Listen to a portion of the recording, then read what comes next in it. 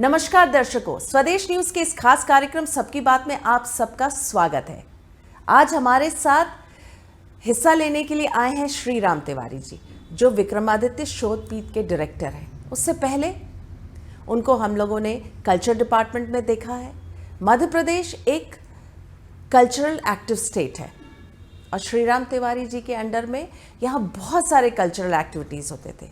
तो जाहिर तौर पे जब वो विक्रमादित्य शोध पीठ के डायरेक्टर बने तो उनसे उम्मीदें बहुत सारी हैं। तो चलिए हम उनसे बातचीत करेंगे कि आखिर ये विक्रमादित्य शोध पीठ, इसकी मंशा क्या है, क्योंकि इसकी स्थापना डॉक्टर मोहन यादव, जो मध्य प्रदेश के नए मुखिया है, उन्होंने उस समय की थी जब वो उज्जैन प्राधिकरण के इंचार्ज थे।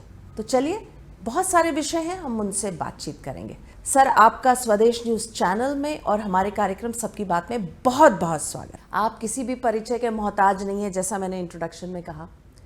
अगर हम बात करें विक्रमादित्य शोध पीठ की, हालांकि इसका इस्टेब्लिशमेंट 2009-10 में हुआ था। प्रदेश के अभी जो नए मुखिया हैं डॉक्टर मोहन यादव, उस समय वो उज्जैन प्राधिकरण के इंचार्ज थे, तब उन्होंने किया था और आपको उन्होंने डायरेक्टर बनाया। तो मंशा क्या रही डॉक्टर मोहन यादव की? उस समय तो वो उच्च शिक्षा में मंत्री थे। तो पूरा का पूरा जो मंशा जो है और आपकी भूमिका, थोड़ा इसके बारे में बताइए। देखिए, क्योंकि मुख्यमंत्री जी से जो संबंध है वो मेरा ख्याल 40-50 साल पुराना है ना। तो उनके पारिवारिक संबंध हम लोग रहे, उनके भाई मेरे मित्र रहे सब। तो बचपन से ही मुख्यमंत्री जो हैं वो मल्टी डायमेंशनल्स और उज्जैन के लिए कुछ करना है, ये भाव शुरू से उनका रहा। विक्रमादित्य के लिए भी विक्रमोत्सव की जो सिलसिले की जो शुरुआत है वो विक्रमादित्य शोध पीठ बनने के पहले से उन्होंने कर रखा था। 4-5 साल से वो विक्रमोत्सव करते थे। क्षिप्रा के तट पर भी करते थे, शहर में कवि सम्मेलन और महानाट्य विक्रमादित्य का जो उन्होंने किया। और बल्कि वो न केवल उज्जैन में बल्कि इंदौर और दिल्ली तक में उन्होंने उसके शो किए। और ये जान के भी आश्चर्य होगा, सुखद आश्चर्य होगा कि बाकी सब गतिविधियाँ की राजनीतिक शख्स भी हैं, वो पॉलिटिकल साइंस में MA भी किया, PhD भी किया, MBA भी किया, वकालत भी की, कुश्ती लड़ते रहे और खाने पीने के दुकान भी उनने लगाई, सब किया, बनाना वो सब है ही। पर इसके साथ साथ नाटक में भी उनने उसका परफॉर्म किया विक्रमादित्य के पिता के रूप में। तो वो भी एक वो था। और जब ये उज्जैन विकास प्राधिकरण के अध्यक्ष थे तभी इनका विचार था और ये तमाम स्तर पर इन्हें प्रयास भी किए थे, बात भी की थी कि विक्रमादित्य शोध पीठ बनना चाहिए ताकि विक्रमादित्य को लेकर एक सिलसिलेवार काम हो सके। क्योंकि विक्रमादित्य को एक मिथक मान लिया गया और लगभग ये होता था कि केवल उज्जैन वाले जानते थे कि हाँ विक्रमादित्य हुए हैं, बाकी किसी को कुछ अते पते नहीं थे। जबकि उनका योगदान विक्रमादित्य का बड़ा भारी योगदान रहा, जिस पर हम बात कर सकते हैं। तो ये मुख्यमंत्री शिवराज सिंह चौहान थे, उन्होंने तत्काल उस बात के लिए हाँ किया और शोध पीठ का गठन हुआ। मज़ेदार बात यह भी है कि तब मैं उस वक्त डायरेक्टर स्वराज और डायरेक्टर कल्चर था। तो मैंने कहा भाई घोषणा तो हो गई है, लेकिन शोध पीठ के लिए कार्यालय की जगह कहाँ है? तो ये उज्जैन विकास प्राधिकरण के जो अध्यक्ष थे, तो अध्यक्ष के नाते जो इनके पास आवास था, उज्जैन विकास प्राधिकरण की वो बिल्डिंग थी, इन्होंने तत्काल खाली करके दिया। तो एक ये दूसरा पहलू भी है कि यदि कोई काम होना है तो उसके लिए फिर प्राणपण से, जो मुहावरे में नहीं है लेकिन वो भिड़ के करना है तो करना है। तो फिर उस वक्त भी जो है भगवतीलाल राजपुरोहित उसके पहले निदेशक थे और वो जानकार और विद्वत जन हैं, उज्जैन के गौरव हैं। तो उन्होंने इस दिन तक उसको काम किया और मेरे सेवानिवृत्त होने जाने के बाद 4-5 साल में छत्तीसगढ़ सरकार का सलाहकार और सब जो रहा। लेकिन पिछले 3 साल बाद जब ये उच्च शिक्षा मंत्री बने, तब इन्हीं का जोर था कि मुझे फिर से कुछ करना चाहिए, उज्जैन के लिए कुछ करना चाहिए और विक्रमादित्य के लिए कुछ करना चाहिए। तो इनकी ज़िद के कारण, इनके प्रेम के कारण श्री राम तिवारी उसके निदेशक हुए और फिर कुछ कर रहे हैं, धीरे धीरे कोशिश कर रहे हैं कि क्या करें।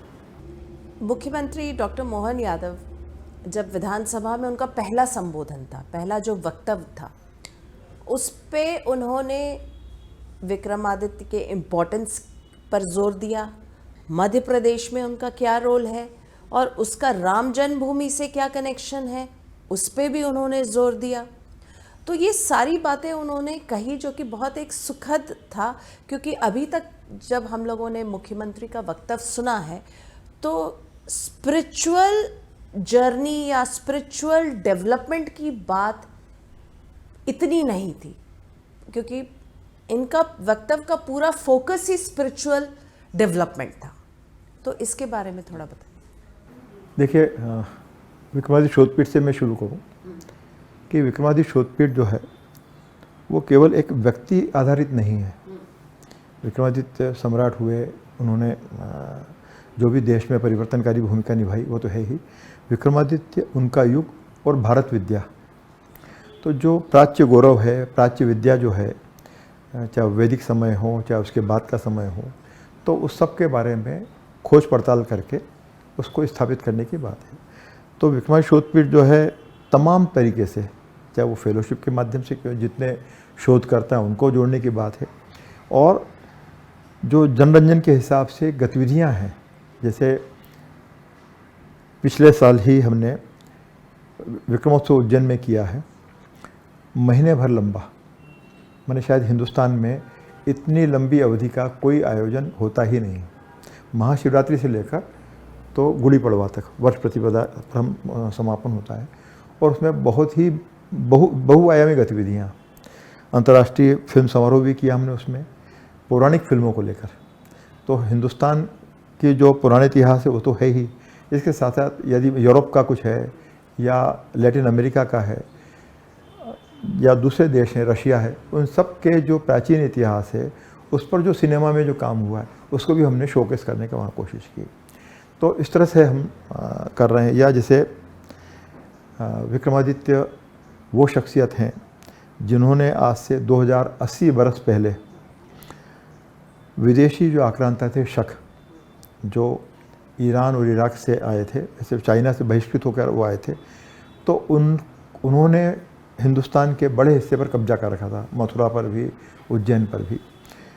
उनको न केवल बेदखल किया, और राज्यारोहण के वक्त पर ऐसा कोई उदाहरण हमको देखने को नहीं मिलता है जिन्होंने राज्यारोहण के साथ साथ जनता को जो कर्ज है उसको भी ऋण मुक्त कराया, अपने कोष से जनता को ऋण मुक्त कराने की कोशिश की। यह भी एक अनूठी घटना थी। और उसी वक्त जो है विक्रम संवत का सिलसिला चालू हुआ, क्योंकि उज्जैन कालगणना का भी एक बड़ा केंद्र रहा है। अंग्रेजी शासन के दौरान, हमारी पराधीनता के दौरान, अंग्रेज़ों ने हमारी जो सारी भारतीय मेधा जो है, भारतीय परंपरा है, भारतीय ज्ञान परंपरा है, उसको नष्ट करने में कोई कमी नहीं छोड़ी।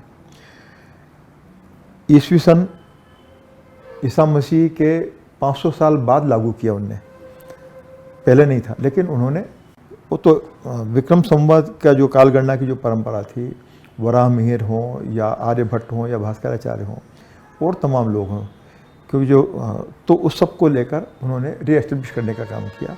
और विक्रम संवत तब दुनिया में भी मान्य था, हिंदुस्तान में भी था, लेकिन प्रकारांतर से धीरे धीरे करके अब उसकी सीमा रह गई है। वो हिंदुस्तान में है, नेपाल में है, मॉरिशस में है।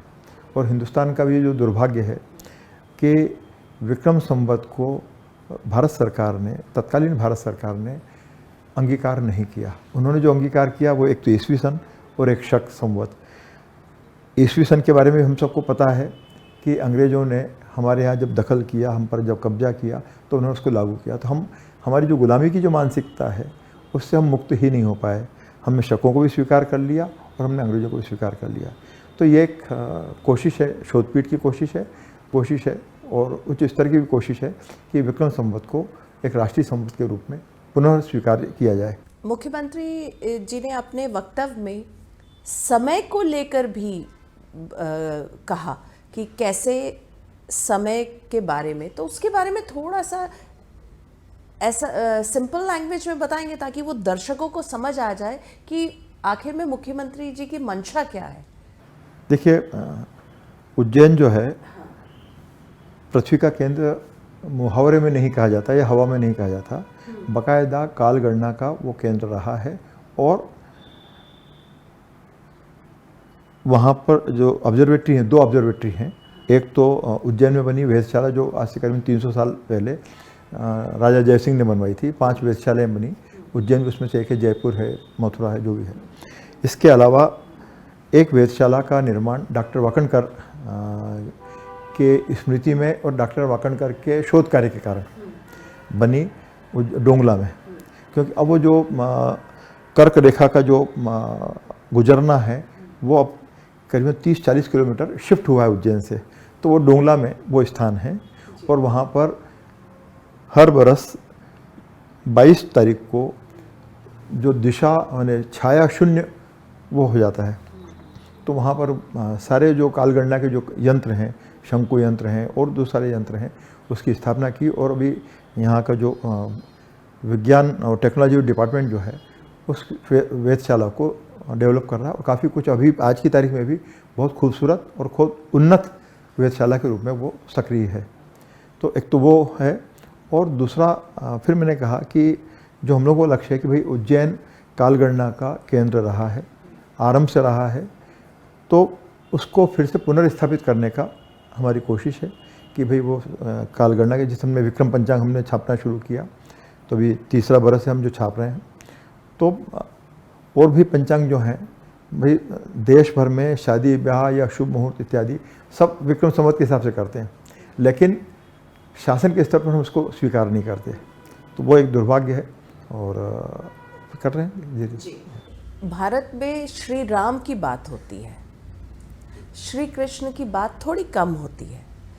इस पर भी मुख्यमंत्री जी ने कल वक्तव्य में कहा कि वो उनकी कोशिश रहेगी कि श्री कृष्ण जो मध्य प्रदेश में आए, लगभग जो हम लोग को जानकारी है वो 3 बार आए मध्य प्रदेश में, तो उसकी भी चर्चा होनी चाहिए, उसकी भी जानकारी लोगों को होनी चाहिए। और श्री कृष्ण को उन्होंने कहा कि वो इम्पोर्टेंस मिलनी चाहिए जो अभी तक शायद नहीं मिलती है। देखिए, एक तो फिर मैं अभी पहले उज्जैन से बात शुरू करूँगा। उज्जैन का सार्वकालिक महत्व रहा है। जैसे भगवान श्री राम की हम जब बात कर रहे हैं, तो आज से 2000 बरस पहले, और उसके में डॉक्यूमेंट्री एविडेंस हैं, और सुप्रीम कोर्ट ने उसको मान्यता भी दी है। जिस राम मंदिर को बाबर ने ध्वस्त किया था, वो राम मंदिर विक्रमादित्य ने बनवाया था, और उसको सुप्रीम कोर्ट ने मान्यता दी, और उसके बाद फिर राम मंदिर और सबका उसका निर्माण का जो सिलसिला चालू हो रहा। भगवान श्री कृष्ण जो हैं, तो मथुरा में जब वो थे, कंस को जब उन्होंने पराभूत किया, तब उनकी उम्र महज 12 साल थी। वहाँ से जब शिक्षार्जन के लिए सांदीपनी आश्रम उज्जैन आए, जब वो तब अपने विद्या अर्जन के बाद 64 कलाएँ और 14 विद्याएं जो हैं उन्होंने सीखी 64 दिन में, तब वो कृष्ण से श्री कृष्ण हुए। और महर्षि सांदीपनी हैं जिन्होंने श्री कृष्ण को जगत गुरु की उपाधि 12 साल की उम्र में दी है। फिर उज्जैन में उनका जो है 2-3-4 संबंध रहे। एक कि उज्जैन की मित्रविंदा जो राजकुमारी थी वहाँ की, तो उनसे उनका ब्याह हुआ। फिर जबकि उनके जो दोनों साले थे, मित्र और अनुविंद, वो दोनों दुर्योधन के साथ में उन्होंने पांडवों से संघर्ष में शामिल हुए और कृष्ण के अगेंस्ट उन्होंने काम किया। गुरु दक्षिणा देने के कारण लिए उन्होंने सांदीपनी के जो बेटे हैं, जिनका गुजरात के प्रभास में किडनैप करके उनको बंदी बना के रखा गया था, और उसको छुड़ाने के लिए वो दिल दिमाग से हार चुके थे कि अब इसको कोई उद्धार नहीं होगा। तब गुरु माता ने श्री कृष्ण से आग्रह किया कि आप गुरु दक्षिणा के रूप में मेरे बेटे को छुड़ा के लाइए और जीवित लाइए। तब श्री कृष्ण, आप देखिए 12 साल, 12.5 साल का जो बच्चा है, 13 साल की जो उम्र है, वो यहाँ से सिर्फ बेवकूफ़ की तरह की सब छुड़ाने जाना नहीं गए, वो यहाँ से गए जाना पाओ, परशुराम जी का केंद्र है वहाँ पर है, और वहाँ से वो सुदर्शन चक्र उन्होंने हासिल किया। तो इस तरह से रास्ते में जब वहाँ से लौटे हैं, तब पांचजन्य शंख जो है वो अर्जित करके लाए, बेटे को भी छुड़ा के लाए। और द्वारका की खोज उस वक्त उनने की, बाद में वो द्वारका को राजधानी उन्होंने बनाया मथुरा के बाद, लेकिन ये सब गहरी योजना के साथ और सुदूर योजना के साथ उन्होंने काम किया। तो ये जो स्थान हैं जिनका मध्य प्रदेश का संबंध रहा है, या श्री कृष्ण जैसे रुक्मिणी से उनका ब्याह हुआ, तो रुक्मिणी जो अमरावती की निवासी थी और यहाँ पर मध्य प्रदेश की धरती पर उनके भाई रुक्मी से उनका संघर्ष हुआ। तो उज्जैन यात्रा के साथ साथ जो विदर्भ है, ब्रजमंडल है, गुजरात है, महाराष्ट्र है, राजस्थान है, तो इन स्थानों पर भी उनकी यात्राएं हुई, उज्जैन से वो जुड़ी हुई रही हैं। तो एक विचार जो है माननीय मुख्यमंत्री ने जो घोषणा की भी है, और माननीय मुख्यमंत्री की वो योजना बहुत पुरानी है कि इन स्थानों का विकास भी होना चाहिए, क्योंकि स्पिरिचुअल संस्कृति जो है वो तो ठीक अपनी जगह वो होना ही चाहिए, लेकिन उसके साथ साथ राज्य का विकास भी हो। तो मुख्यमंत्री की जो योजना जो है कि श्री कृष्ण जी के माध्यम से, श्री कृष्ण जी के आशीर्वाद से इन स्थानों का भी विकास हो। तो अब तो खैर राज्य को करना है, राज्य के विभिन्न विभाग करेंगे, लेकिन जो मंशा है उनकी कि स्पिरिचुअल कल्चर के साथ साथ राज्य का विकास हो। स्पिरिचुअल टूरिज्म मुझे लगता है आने वाले 5 साल पे एक बहुत बड़ा फोकस रहने वाला है इस सरकार का, जो आपकी पूरी बातों से मुझे समझ आ रहा है। तो इसके बारे में थोड़ा सा बताइए। 2 तरह के कल्चर हैं पर्यटन के नाम पर। एक आर्टिफिशियल कल्चर है कि हम मौज मस्ती के लिए कहीं चले जाएं, तो शहर के बहुत सारे लोग चले जाते हैं, लेकिन आप देखें जो पूरा जो ग्राम समाज है, देश जो है असली में, या असली में जो भारत है, वो स्पिरिचुअल कल्चर से जुड़ा हुआ है। यदि मान लीजिए सोमावती अमावस्या है तो नहाने के लिए उज्जैन में आप पाएंगे लाख 1.5 लाख लोग इकट्ठा होते हैं। या जैसे महाकाल लोक का भी जब निर्माण हुआ तो लगभग 60 से 70 हज़ार लोग रोज़ उज्जैन में आ रहे हैं। उससे सबका रोज़गार बना है। माने जो पुजारी बेचारे हैरान परेशान थे अपने सर्वाइवल के लिए, उनके भी रोज़गार बढ़ गया है। ऑटो रिक्शा को बढ़ा है, होटल वालों को बढ़ा है, और शहर में और भी जो चीज़ें हैं व्यापार व्यवसाय, जहाँ उज्जैन को हम लोग अभी 3 साल 4 साल पहले तक गाँवड़े की तरह मानते थे कि यार क्या है कुछ नहीं, तो आज की तारीख में वो है।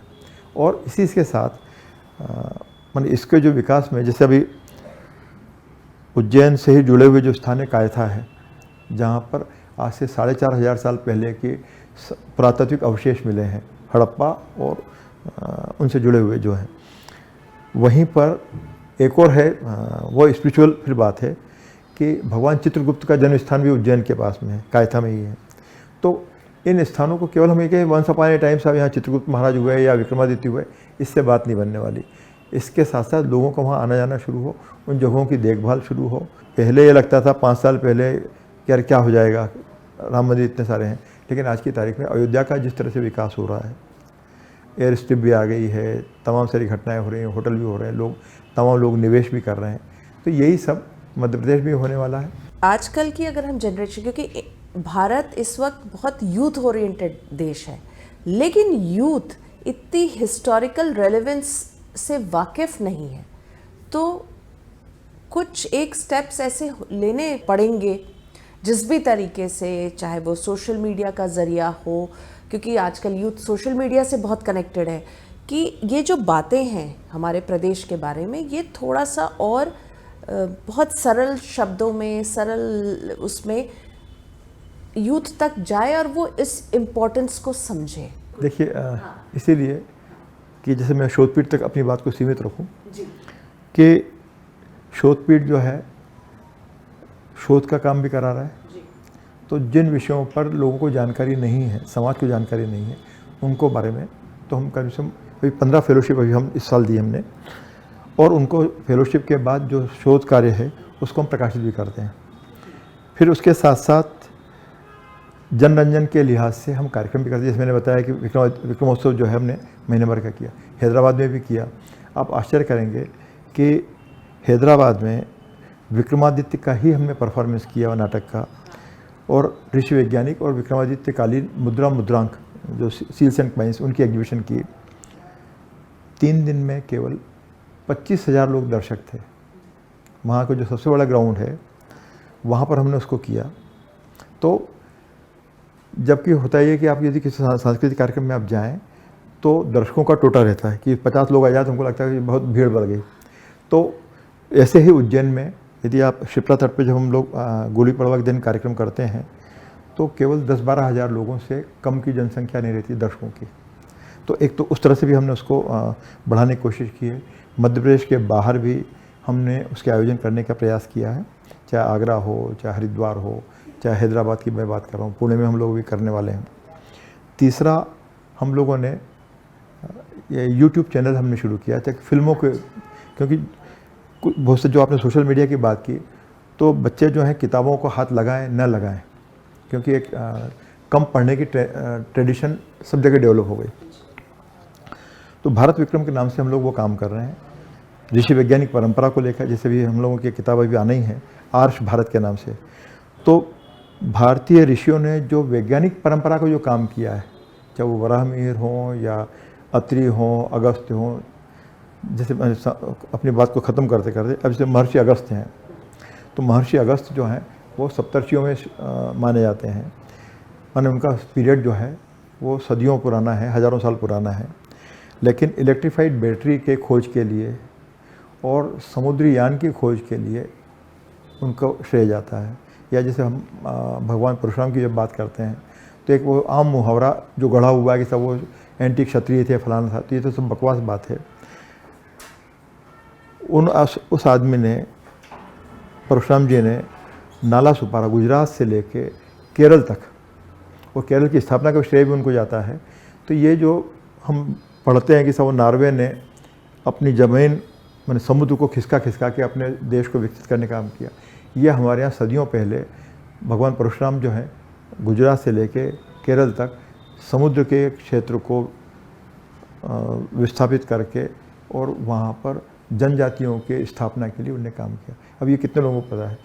सर, हम लोगों ने आपके काम को लेके बहुत सारी बातें की और आपने सभी को बहुत सिंपल तरीके से सबके जो हिस्टोरिकल रेलेवेंस है और हमारे कल्चर के डेवलपमेंट में उसकी क्या भूमिका है, बहुत आपने सरल शब्दों में समझाया। श्रीराम तिवारी जी, हम लोगों ने आपको हर वक्त प्रोफेशनली देखा है, थोड़ा सा पर्सनल बताइए, पर्सनल कैसे हैं? सीधा साधा आदमी हूँ, साधारण मनुष्य हूँ, साधारण सा परिवार है, और तो उसमें क्या कहूँ, मतलब ठीक है। पत्नी हैं, वो अभी रिटायर हुई हैं, प्रोफेसर थी वो हिंदी में। 2 बेटे हैं, एक बेटा अभी IFS हुआ है तो वो भी ट्रेनिंग में है। बड़ा बेटा जो है IT के प्रोफेशनल हैं तो वो अपना वो कुछ काम कर रहे हैं। बहू जो है वो बैंक में मैनेजर हैं, वो अपना कुछ कर रही हैं। तो छोटा सा परिवार है और कुछ न कुछ करते रहने की इच्छा है और अच्छा कुछ करने की, जितना जीवन मिला है, जितनी सांसें मिली उसमें कुछ अच्छा कर जाएं, तो वो भाव है। और अगेन कि मतलब ये व्यक्तिगत भी है और मैं कई बार मंच पर भी बोला हूँ कि I am thankful to Shri Mohan Yadav. जब वो उच्च शिक्षा मंत्री बने तो शिक्षा मंत्री बनने के बाद वो घर आए, क्योंकि वो बड़ा भाई मानते हैं, भोपाल में आए, तो उनका पहला जो वाक्य था मेरी श्रीमती से कि भाई साहब का मुझे मीडिया छुड़वाना है। अच्छा। तो मीडिया में सक्रिय था, जो भी उतार चढ़ाव जो भी थे वो, तो दैट वाज मोहन यादव जो मुझे वापस इस संसार में जो क्रिएटिव, जो मेरी दिल और आत्मा का जो काम है उसमें वापस करने का मौका दिया। और कोशिश है मेरी कि कितना कर पा रहा हूँ मुझे नहीं मालूम, लेकिन करने की मेरी कोशिश है इतना। और संतोष भी है कि चलो भाई आप कुछ जीवन में कुछ अच्छा काम कर पा रहे हैं। मुख्यमंत्री का वक्तव्य था कि जैसे प्रधानमंत्री चाय बेचते बेचते प्रधानमंत्री बन गए। उन्होंने कहा वो एक मिल वर्कर के बेटे थे और आज प्रदेश के मुखिया हैं। तो जब उनका जो चयन था वो थोड़ा सा सरप्राइजिंग सभी को था, उनको भी, क्योंकि वो चौथी पंक्ति में बैठे हुए थे जब उनका नाम अनाउंस किया गया कि उनको CM की कुर्सी दी जा रही है। उसके बाद मुलाकात हुई, कैसा था जो पहला रिएक्शन आपका? नहीं, पहला रिएक्शन तो ये था कि मुझे मिलना ही नहीं था। हाँ भाई, या तो आपके संबंध हैं या नहीं हैं। हाँ। तो औपचारिकता का कोई मतलब नहीं कि आप बुके लेके जा रहे हैं, कुछ है, ना वो मुझसे अपेक्षा करते हैं। आप उससे ऊपर हैं। हाँ। मुझे भी बुरा लगेगा, हाँ। उनको भी बुरा लगेगा कि ये क्या हो रहा है। तो वो है, लेकिन एक छोटे भाई जो है, जो बचपन से सक्रिय, जिस फील्ड में सक्रिय है, उसने वो जंप मारी है, वो उड़ान ली है जिसके लिए अच्छे अच्छे लोग तरसते हैं। तो ईश्वर की कृपा उन पर बनी रहे और वो अच्छा अच्छा करते रहें, राज्य के लिए करते रहें, और जो भी उनके साथी हैं वो भी उनके सहयोग करें और कुछ अच्छा बने, मध्य प्रदेश का कुछ अच्छा बने, राज्य का अच्छा बने, समाज का अच्छा बने, सनातन धर्म का अच्छा बने, यही एक बात है। बिल्कुल, बहुत अच्छी बात आपने कही। आप स्वदेश न्यूज़ चैनल में आए और आपने हमसे बातचीत की, आपका बहुत बहुत धन्यवाद। तो दर्शकों, इस एपिसोड में हमने बातचीत की विक्रमादित्य शोध पीठ के डायरेक्टर श्री राम तिवारी जी से, और उन्होंने बताया कि मध्य प्रदेश एक नए मुखिया के अंडर में किस तरीके से स्पिरिचुअल उड़ान की ओर अग्रसर है। तो इस एपिसोड में बस इतना ही। अगले हफ्ते हम एक बार फिर से मुलाकात करेंगे एक नए मेहमान के साथ। तब तक के लिए दीजिए हमें आज्ञा। नमस्कार। ऐसे ही वीडियोस को लाइक, शेयर, फॉलो और YouTube को सब्सक्राइब कर बेल आइकॉन दबाना ना भूलें, और ताज़ा अपडेट्स के लिए हमारी वेबसाइट swedeshlive.com पर जरूर जाएं।